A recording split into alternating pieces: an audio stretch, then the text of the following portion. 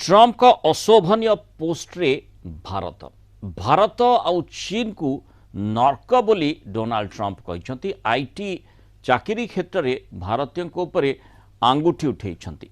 जन्मगत नागरिकता को लिए अमेरिका राष्ट्रपति डोनाल्ड ट्रम्प का विवादीय बयान एवं चर्चा भितर को आसी सामना को आसी। भारत आउ चीन को नर्क सदृश स्थान भाव संबोधित करछन्ति ट्रम्प। अमेरिका राष्ट्रपति डोनाल्ड ट्रम्प निजर social media platform truth social एक कठोर चिठी पोस्ट करछन्ति। से भारत चीन और अन्य केतेक देशों को नर्क सदृश स्थान कही एक बड़ विवाद छिड़ा करछन्ति। ट्रम्प अमेरिका रे प्रचलित बर्थ राइट सिटीजनशिप बा जन्मगत नागरिकता नियम को तीव्र समालोचना करिछन्ति।